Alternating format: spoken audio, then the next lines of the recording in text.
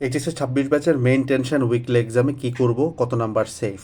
তোমরা জানো 230-এ যদি কেউ 160 পায়ে আসে, এটা মোর দ্যান সেফ একটা নাম্বার এবং বেশ ভালো একটা র্যাঙ্ক আসবে। এই ভিডিওটাতে তোমার আমি যে কথাগুলো বলবো তুমি 160 পাবা ইনশাআল্লাহ। তবে ভিডিওটা যদি ফলো করতে পারো 150+ নাম্বার তোমার গ্র্যান্টার একদম ইনশাআল্লাহ 230-এ। আর আমাদের 25 আগস্ট সন্ধ্যা 7টা, মানে সন্ধ্যা 7টা, এটা কিন্তু 7টা 1 মিনিটও না, সন্ধ্যা 7টা পর্যন্তই আমাদের ইঞ্জিনিয়ারিং এবং ভার্সিটি দুইটা ব্যাচেই আমাদের অফারগুলো আছে, ডেসক্রিপশনে দেওয়া আছে, বলে রাখলাম অ্যাডমিশনের লাস্ট অফার এটা। ঠিক আছে, তোমরা জানো যে আমাদের কিন্তু অফারগুলো আমরা এর আগে কখনো দিতে পারতেছিলাম না, হুট করে আমাদের 500+ রিভিউ হলো, দেন এখন 600। সো এই উপলক্ষে ছোট্ট একটা উপলক্ষ করে দেওয়া, অ্যাডমিশন কোর্স বেশ এক্সপেন্সিভ, আমরা অনেক কম রাখার চেষ্টা করতেছি। আজকের ভিডিওতে তোমাকে আমি একটা ব্রেকডাউন দিচ্ছি উইকলি এক্সামে তোমার 150+ বা কতটা সহজ। সিম্পলি তুমি দেখো, উইকলি এক্সাম ইঞ্জিনিয়ারিং যেটা হয় 230 নাম্বারের, 230কে তুমি যদি 70% করো, এটা 161-এর মতো নাম্বার হয়। দ্যাটস ওয়াই উদ্ভাসে একটা প্রচলিত আছে যে কেউ যদি 160+ পায়, এটা একটা গোল্ডেন নাম্বার।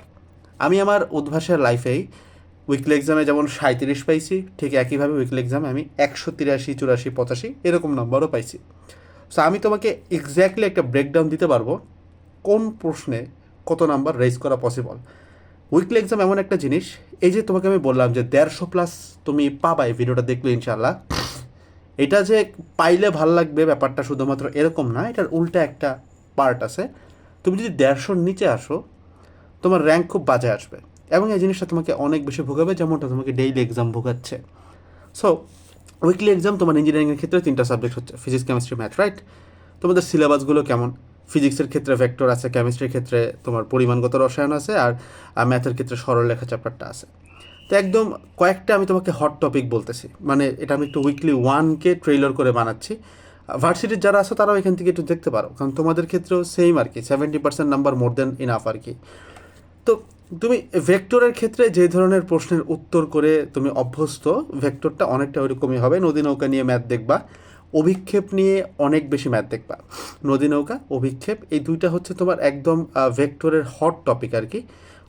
লব্ধি, অভিক্ষেপ এবং নদী নৌকা, ঠিক আছে? সো এই দুইটার উপরে যদি দখল থাকে, তোমার ভেক্টর ভালো আসবে। হ্যাঁ ভাই, একটা জিনিস খেলে পড়ে গেলেই তো ভালো হবে না, এখানে আমি আসতেছি। ম্যাথের ক্ষেত্রে, সরলরেখার ক্ষেত্রে তোমরা ইন্টারমিডিয়েটে একটা টপিক অনেকে স্কিপ করো, সেটা হচ্ছে প্রতিবিম্ব বাইর করা। বিশেষ করে যারা ভার্সিটি অ্যাসপিরেন্ট আছো, একটা বিন্দুর প্রতিচ্ছবি কেমন হবে, একটা রেখার প্রতিচ্ছবি কেমন হবে, এগুলো কিন্তু অনেক আসে, অনেক আসে, ঠিক আছে? এবং সরলরেখার ক্ষেত্রে তুমি যদি রিটার্ন জানতে চাও, মেজরিটি কেসেসে 2 থেকে 3টা ইকুয়েশন বের হয়ে সরলরেখা বের হবে, এই ধরনের ম্যাথগুলো অনেক বেশি আসে। তাছাড়া সূক্ষ্মকোণের সমদ্বিখণ্ডক, স্থূলকোণের সমদ্বিখণ্ডক, এগুলো থেকে প্রচুর ম্যাথ আসে। লম্ব সমদ্বিখণ্ডক বের করতে বলে, এই টাইপের ম্যাথগুলো তোমার বারবার আসে আর কি। সো এটা রিটার্ন এমসিকিউ বোথের ক্ষেত্রে। কেমিস্ট্রির ক্ষেত্রে পরিমাণগত রসায়ন পুরাটাই ম্যাথমেটিক্যাল একটা ব্যাপার। এখান থেকে তোমার থিওরিটিক্যাল প্রশ্ন বেশ কম আসে, কিছু আসবে বাট খুবই কম। মেজরিটি কেসেসে তোমার জারণ বিজারণের ম্যাথগুলো, যে N × E দিয়ে যে ম্যাথগুলো হয়, এগুলো মেজরিটি কেসেসে আসে। সো ইন্টার লাইফে এগুলো অনেকে তোমরা বড় করে লিখে যাও, মেক শিওর করো অ্যাডমিশনে কিন্তু এটা বড় করে লেখার কিছু নাই। N × E দুই পাশে বসায় দিয়ে সলভ করে ফেললেই কিন্তু হয়ে যায়, ঠিক আছে? তো এটা লম্বা ফর্মটার কিন্তু তোমাদের এখন আর প্রয়োজনীয়তা নাই। এটা হচ্ছে বেসিক একটা আমি সিলেবাস রিক্যাপ দিচ্ছি, আমি তোমাকে চেষ্টা করবো যত তাড়াতাড়ি গুছাই দেওয়ার জিনিসটা। এখন একটা জিনিস বুঝো, আমি অলরেডি অনেকগুলো ভিডিও বানাইছি রান নিয়ে, রান মেথড, কীভাবে তুমি প্রত্যেকটা রানের সাথে সাথে নাম্বার রেজ করতে পারো, এগুলো নিয়ে কিন্তু বিস্তর কথাবার্তা বলছি। এই উইকলির ক্ষেত্রে আমি তোমাকে শুরুতে একটা জিনিস বলে রাখি, কোশ্চেনটা তোমাকে সবসময় সারপ্রাইজ করবে। কিছু সতর্কবার্তা। প্রথমে আমাদের এনডিসির একজন টিচার বলতেন যে তুমি বুয়েটের প্রশ্ন পাওয়ার পরে তুমি দেখবা যে প্রথম 5-6টা প্রশ্ন বেশ কঠিন থাকে, এরপর থেকে ইজিয়ার হয়। সো আমাদেরকে বলা হতো যে তুমি যদি দেখো প্রথম 4-5টা কোশ্চেন উত্তর করতে পারতেছো না, অ্যাটেম্পটই করো না, তুমি 6-7 নম্বর থেকে শুরু করো উত্তর, অথবা প্রশ্নটা উল্টায় পিছন থেকে উত্তর দেওয়া শুরু করো। এই একটা ট্যাকটিক্স তুমি মাথায় রাখো, উদ্ভাস এটা অনেক বেশি ফলো করে। ওদের প্রশ্নের প্রথম কয়েকটা প্রশ্ন অনেক ডিফিকাল্ট থাকে, এরপরে কিন্তু খুব ইজিয়ার প্রশ্ন থাকে। এটা হচ্ছে সতর্কবার্তা 1। সতর্কবার্তা 2 হচ্ছে, অ্যাডমিশনে খুব একটা পরিচিত প্রবলেম যেটা পোলাপান করে বা মিস্টেক করে, সেটা হচ্ছে option a mistake. Option a mistake বলতে তোমার প্রশ্নে যে ডাটাগুলো দেওয়া আছে, ওইখানে যদি তুমি সামান্য একটা ভুল করো, কেমন ভুল, যেমন ধরো জি এর ভ্যালু 9.8 তুমি মুখস্থ জানো, প্রশ্নে ব্র্যাকেটে দেওয়া আছে জি এর ভ্যালু 10 ধরে করতে হবে। তো 9.8 ধরে যদি তুমি করো, যেটা এই প্রশ্ন সাপেক্ষে ভুল, কারণ 10 ধরতে বলছে, তোমার যে উত্তরটা আসবে সেটা সুন্দর মতো টিচার 1 নাম্বারে দিয়ে রাখবে, মানে এতে দিয়ে রাখবে। সো আমাদের হিউম্যান সাইকোলজি যেভাবে কাজ করে, আমরা উত্তর করে যখন দেখবো মিলে গেছে, যদিও 9.8 ধরে করছি, আমার যেটা মিলে গেছে ওইটা আমি দাগায় ফেলি, কিন্তু 10 ধরে করলে যে উত্তরটা ওটা কিন্তু প্রথমে দেওয়া নাই। যেটা সবসময় মাথায় রাখবা, সবসময় এমসিকিউর ক্ষেত্রে যারা প্যারা খাও, এটা মাথায় রাখবা, এমসিকিউর অপশন তোমার সাথে মিলে গেলেই পাগলের মতো দাগাবা না। এমসিকিউর অপশন তুমি ভুল করলে কোনটা উত্তর আসতে পারে ওইটা মিলানোর জন্য ফাঁদ পাতানো থাকে।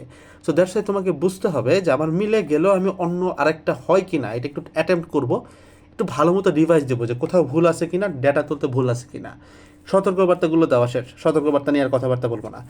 একটা গোল্ডেন রুল, সেটা হচ্ছে যেই প্রশ্নটা তুমি পারো, বুঝতেছো একদম 100% তুমি পারো, এটা মিস যাওয়ার কোনো কথাই না।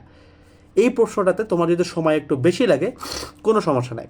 তুমি জানো যে রিটেনের জন্য 3 মিনিট করে পাওয়া যায়, কিন্তু 3 মিনিট করে কারা উত্তর করে? যারা 60টা রিটেনে উত্তর করে আসবে, বুয়েটের কথা বলতেছি, 60টা রিটেন 3 মিনিট করে 3 ঘন্টায় উত্তর হয়।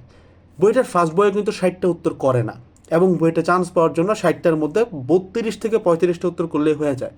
অর্থাৎ 3 মিনিট তুমি মাথায় রাখবা, 3 মিনিট বাসায় সলভ করার ক্ষেত্রে রাখবা, বাট এক্সাম হলে একটা জিনিস তুমি পারতেছো, দ্যাটস ওয়াই ওইটা 3 মিনিটেই করতে হবে, এরকম করে ভুল করা যাবে না।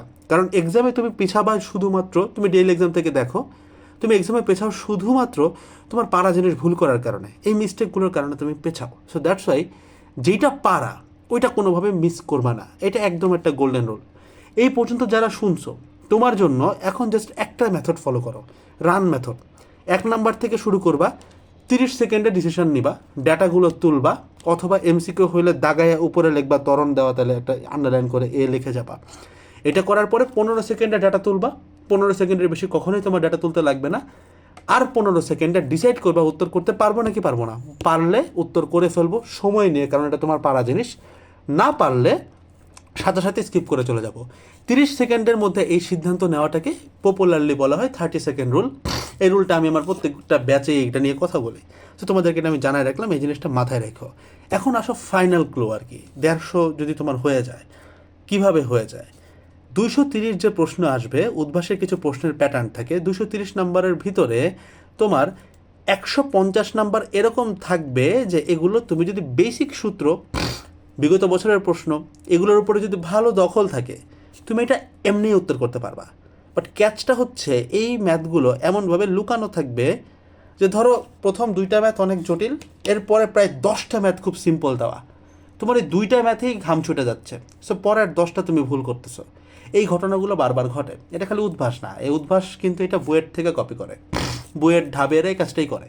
সেটা মাথায় রাখো যে তুমি যদি ঠিকঠাক মতো, মানে তুমি যদি সুস্থ মাথায় পারা জিনিস ভুল না করে, যে প্রশ্ন ব্যাংক বিগত বছর এই জিনিসগুলো, মনে করে তুমি ইঞ্জিনিয়ারিংয়ে বসবা, ইঞ্জিনিয়ারিং প্রশ্ন ব্যাংকটা যদি খুব ভালো মতো দখলে থাকে, একদম হাতের নাগালে থাকে, তুমি লেকচার শিট না দেখে যাও, জাস্ট সেটা যদি দখলে থাকে, তুমি যদি ঠান্ডা মাথায় পারা জিনিসটা খালি উত্তর করে আসতে পারো, তোমার 160 নাম্বার এখানে একদম অটো আছে, ওইখানেই 160 আছে লুকানো।